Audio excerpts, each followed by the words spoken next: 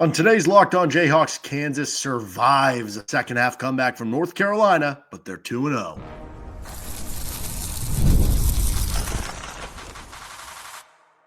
You are Locked On Jayhawks, your daily podcast on the Kansas Jayhawks. Part of the Locked On Podcast Network, your team every day.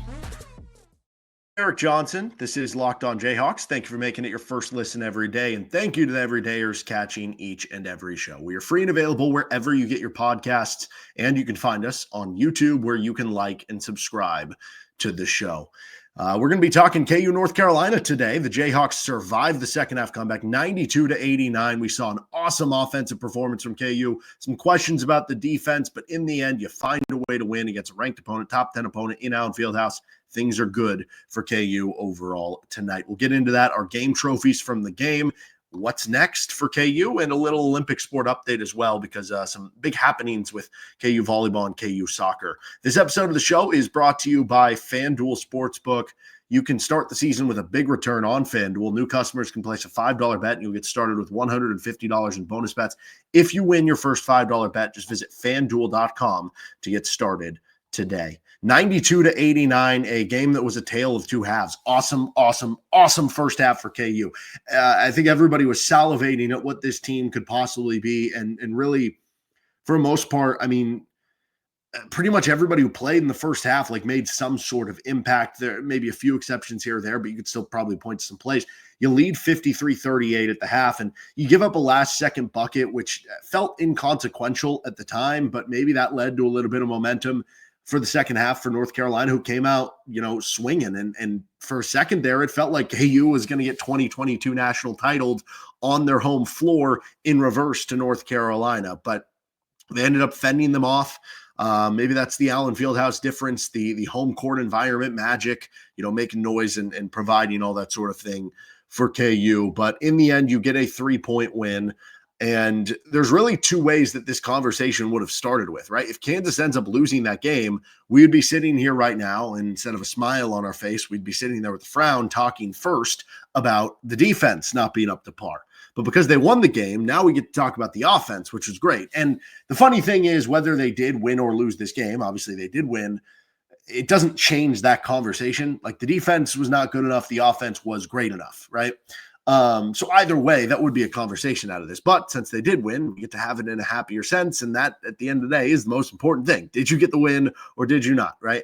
So let's talk about that offense first, because Kansas has a lot of weapons to go to. And I mean, it's apparent. At the end of the game, you're going to Hunter Dickinson. I posted a tweet with, I think it was the under 4, somewhere around there. And Hunter Dickinson had missed a couple shots in a row, and they were going at him on the defensive end, where I said that I think they should finish the game with Flory, from a standpoint of, if Hunter's still shaking the rust off offensively, then maybe you go with the more switchable defender in Flory Badunga, who's going to provide maybe a little bit more rim protection and stuff like that. But they stuck with Hunter, and that's why Bill Self's a Hall of Fame basketball coach, because he ended up being the go-to option late in the game and scoring all these points. And obviously Hunter's going to, not miss some of the shots he's missed in these first two games over the course of the season. He's still shaking that rust off. So 7 of 15, not his best performance, yet he still ends up with 20 points and 3 assists on the offensive end. We know he is a dynamite offensive player. He's an All-American offensive player. So you have him. You have DeJuan Harris, who's been efficient so far early in the season, scoring when he needs to, hitting those floaters when you need him to. Rylan Griffin provides you 2 threes in this game, which is exactly what you're looking for out of him. KJ Adams gives you 14 points. AJ Storr had a solid game off the bench, scoring 13 points. Flory Badunga gave you some scoring off the bench. Zeke Mayo was your best scorer for the game, and he leads all scores on both teams in a game that's filled with very talented guards. Zeke Mayo was the leading scorer with 21 points, and he did it on good efficiency too, and that was even with him, not making some threes in the second half that might have just been a hair off, right?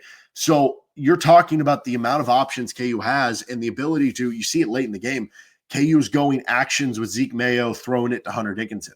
because you can't cheat off Zeke Mayo to go to Hunter Dickinson. Zeke Mayo will make you take advantage of it. And so the offensive firepower that this team has, both in terms of number of options, in terms of bench depth, in terms of ways they can go about it, guys who can shoot standstill threes, guys who can shoot threes off the dribble, guys who can score on a floater, guys who can score in the post, guys who can score on a cut or on a lob or on a dunk.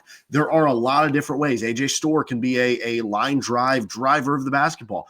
There's a lot of different ways that this team can score the basketball, and I think that was most impressive and the biggest takeaway from this game. Now, as far as the defense, like we said, it was not very good in this game. I will say, though, actually, looking at the stats right now, I'm like, wait, how bad really was the defense? If you didn't watch the game and you just pulled up the box score, you'd be like, oh, you held North Carolina, which, you know, a team coming in basically a top 15, top 10 offense in the country with one of the best, if not the best, backcourts on paper coming into the country with a National Player of the Year candidate in RJ Davis. If you said, hey, you held them to 43% shooting from the floor, would you take that? I probably would have. You're going to hold them to 30% from three-point range. Would you take that? Yeah, probably would have on that too. 11 turnovers, that's not a super high number, but Kansas only had 4 turnovers in this game. They had 7 more turnovers than you. Would you take that? Yes, you would. And it ended up leading to a 16-2 point off turnover advantage. What about the offensive rebounding? Well, you had 12, they had 10.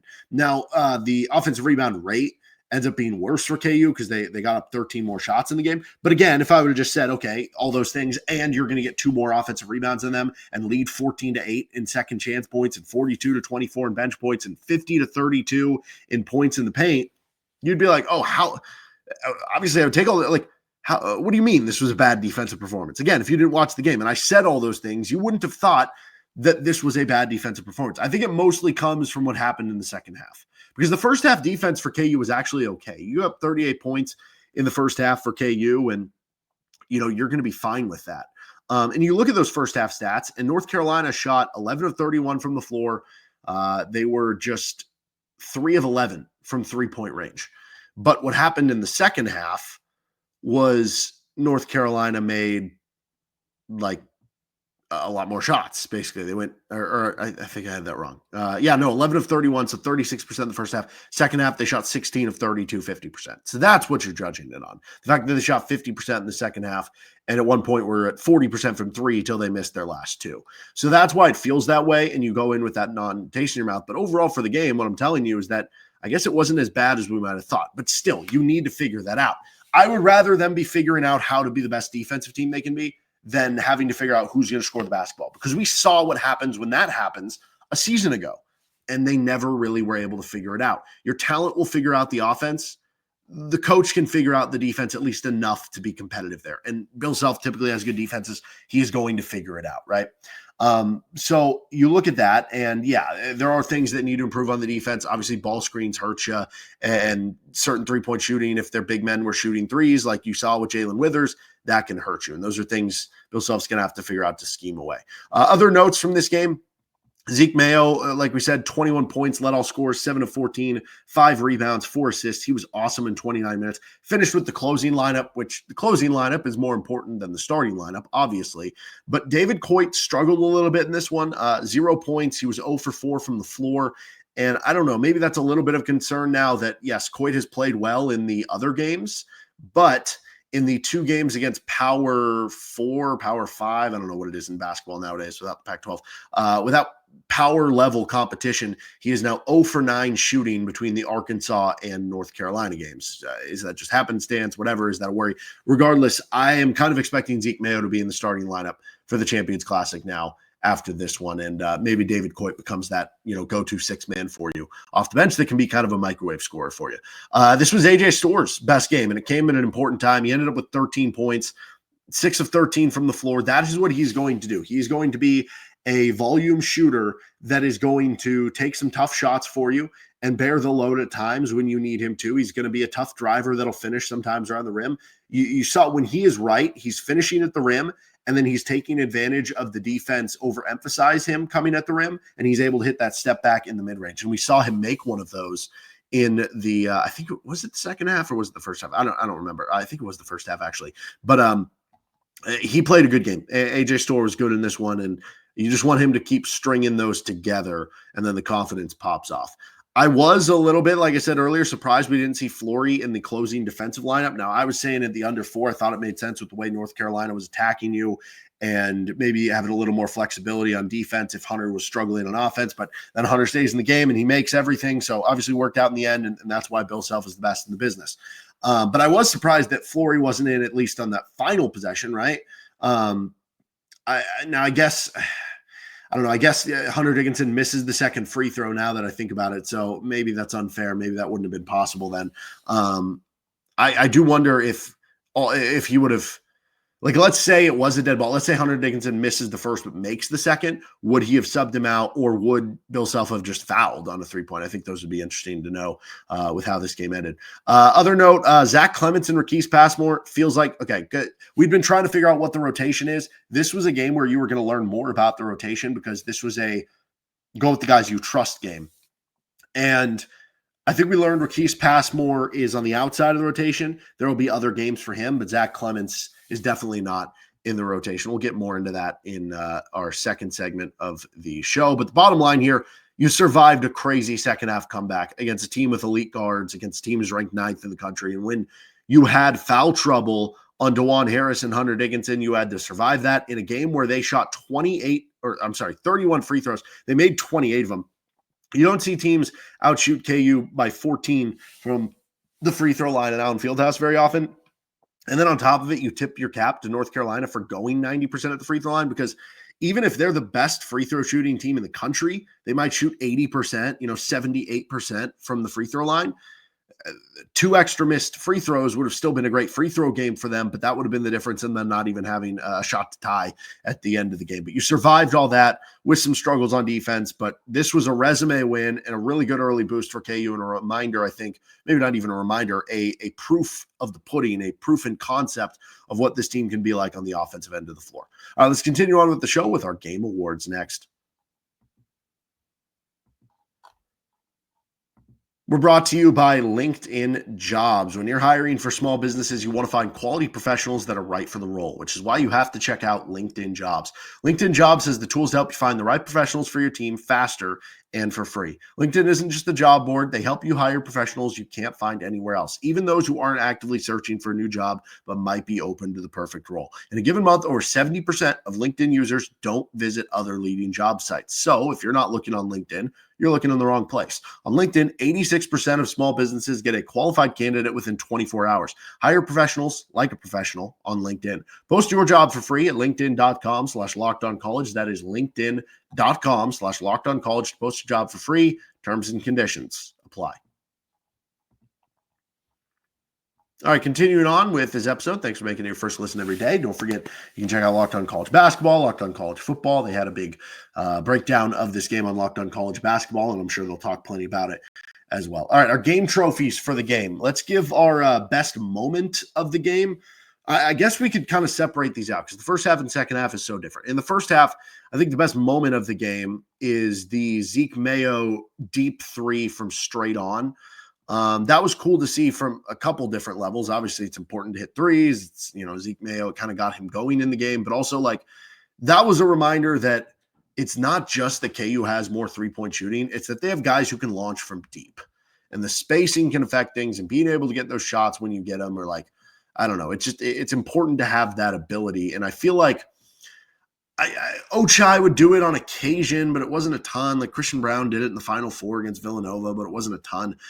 As far as a guy who shot deep threes consistently, who was in the rotation, you probably have to go back to Devontae Graham, right? I'm trying to think if I'm forgetting anybody, but you're going to have a lot more of that this year with Zeke Mayo and even maybe sometimes with Rylan Griffin and Diggy Coit and stuff like that. If you're looking at the best moment in the second half, man, it's tough to go with okay, you think about the end of the game and it's free throws for Hunter Dickinson there at the end, right? So your best moment of the game can't be free throws. What was the best moment of the second half? The Zeke Mayo make it 89-89 maybe? That would be an interesting question.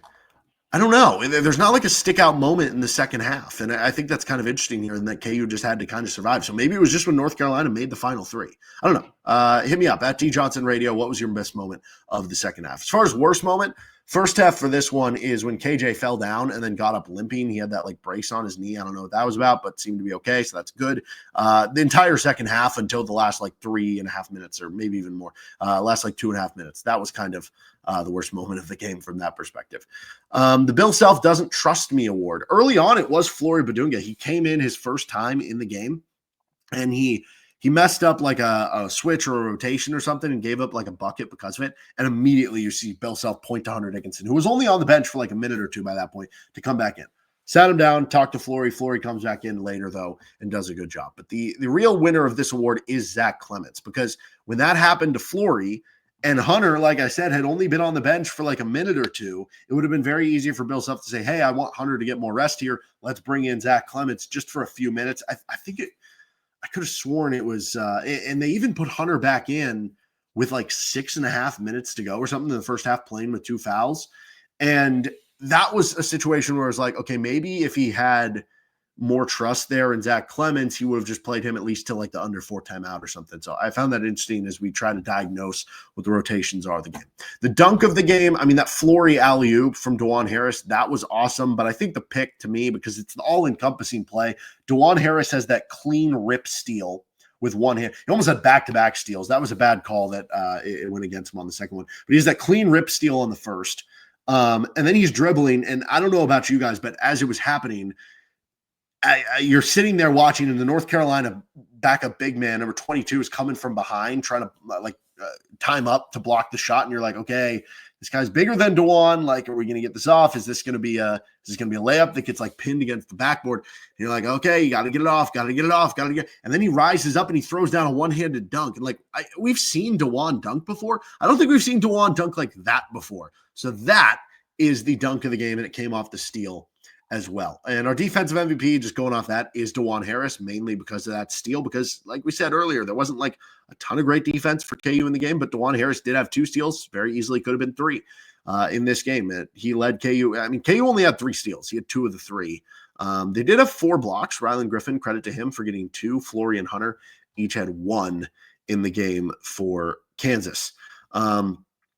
By the way, some interesting plus-minus numbers in this one. DeJuan led KU in plus-minus. He was +7, which I think was indicative that, I guess if we want to do a quick award on the fly here, I can't take you out of the game. DeJuan had foul trouble. He had the 4 fouls. Every time they took him out of the game, North Carolina went on a little bit more of a run.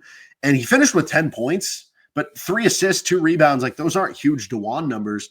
And for a lot of the game, he was sitting at 4-6 points, but he was making such a huge impact between the defense and just keeping the offense afloat. Like, it was just like you just needed somebody you had the super expensive luxury car. Just somebody needs to drive it, not drive it off the cliff. And like, he was just super impactful for just being on the court when he could. As far as our offensive MVP, though, we could go with, I guess, DeJuan Harris for that argument. We could go with first half KJ Adams if we just wanted to split it up, because he had 14 for the game.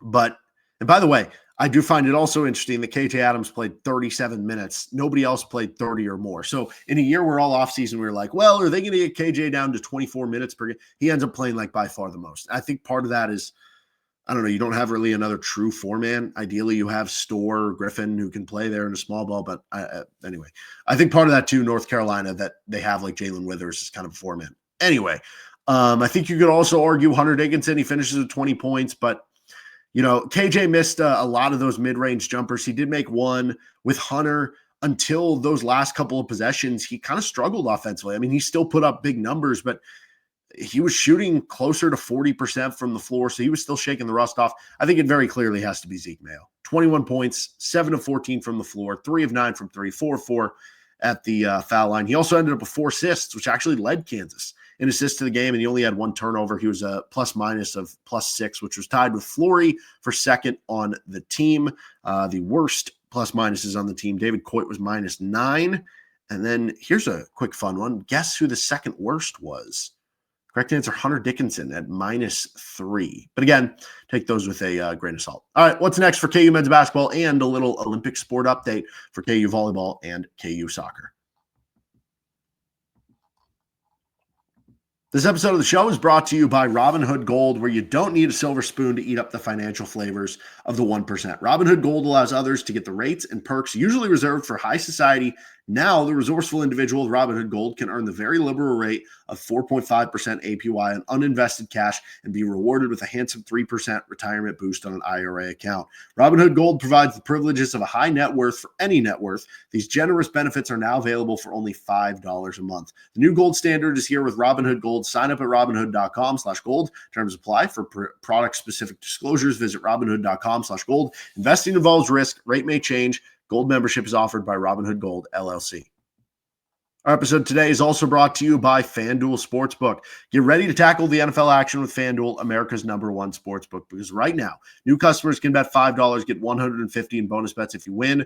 The FanDuel Sportsbook app gives you everything you need to place live bets on the NFL all in one place. So when you get a hunch in the middle of the game, you can check out the latest stats, view live play-by-play, and so much more on the same page where you place your bets. We gave out for the game preview of this Hunter Dickinson parlay, 15 points, 10 rebounds. If you were more adventurous and did 20 and 10, you made even more money on the parlay. But if you at least did the 15 and 10, you made a little bit of coin there. Just visit FanDuel.com to join today. You'll get started with $150 in bonus bets if you win your first $5 bet. That is FanDuel.com. Never waste a hunch. Make every moment more with FanDuel, an official sportsbook partner of the NFL and the Locked On Podcast Network.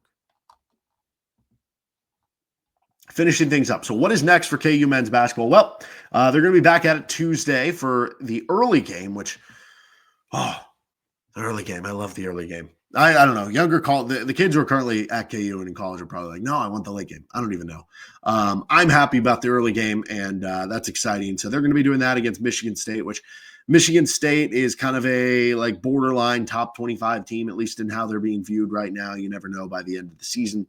So that'll be an interesting one, neutral court. And I think one thing that'll be similar in that Kansas has to be aware of in this game, North Carolina is a team that loves to get out in transition. Michigan State is a team that loves to get out in transition. So if that caused KU some problems today on defense, which I think it certainly did, that'll be a good teaching tool for the Michigan State game. Olympic sport update as well, because right now volleyball, who's ranked in the top 10, they just suffered their first conference loss of the year. They had to go on the road against number 11 Arizona State, and they fell in 4 sets the other night. So now they're tied with Arizona State for the lead in the Big 12. So you got to win out to control your destiny to at least get a share of the conference. Unfortunately, because of the imbalanced Big 12 schedules, they only play at Arizona State. They don't get them back at home. So that absolutely sucks that, the other best team in the Big 12, you only get to play them at their place. Right now, as we are speaking, they're playing at Arizona, who's a solid team, and they're in a tight one. So I'd recommend going to check it out. But they were up 2-1. They won the third set 29-27. They're currently up in the fourth set, but we'll see how that one finishes out there before they round out the regular season. And then for soccer, how about this? They got the 6th seed, Nate Lee's first year as the head coach for the KU women's soccer team. Got the 6th seed in the Big 12 tournament. Downed West Virginia, who was the 3 seed, in overtime. Then they got the 2 seed Texas Tech on Wednesday night and defeated them. So now they're in the Big 12 championship game against the 1 seed, which is TCU. That's going to be Saturday at 7 o'clock Central Time at Children's Mercy Park. So honestly, I think that's going to be a really cool environment if you want to go out to the game. And honestly, if you're driving back from Lawrence from the KU football game, you're going to the KU Iowa State game, that's going to work out like perfectly timing-wise. Maybe you make a stop for dinner in KCK in the Legends area, and then you go to the game. I think that's going to be really cool. But it'll be interesting to see if KU already has done enough to make the NCAA tournament, because they came into the week ranked 49th on the RPI, but they beat West Virginia, who was 29th. They beat Texas Tech, who was 37th, and they've already since risen to 39th in the RPI. But now they're playing TCU, who's a top 15 team on the RPI. So that's going to at least help them with kind of the strength of schedule type thing. But obviously, if they win, they seal it right there, and they get their ticket punched right away. So successful first year for Nate Lee. Can only get better, cherry on top, if they can find a way to win on Saturday against the Horned Frogs. That'll do it for this episode of Locked On Jayhawks. You can find our show anywhere you get your podcast, including on our YouTube page. We'll be back for a KU Iowa State recap tomorrow, so stick around for that. See you then.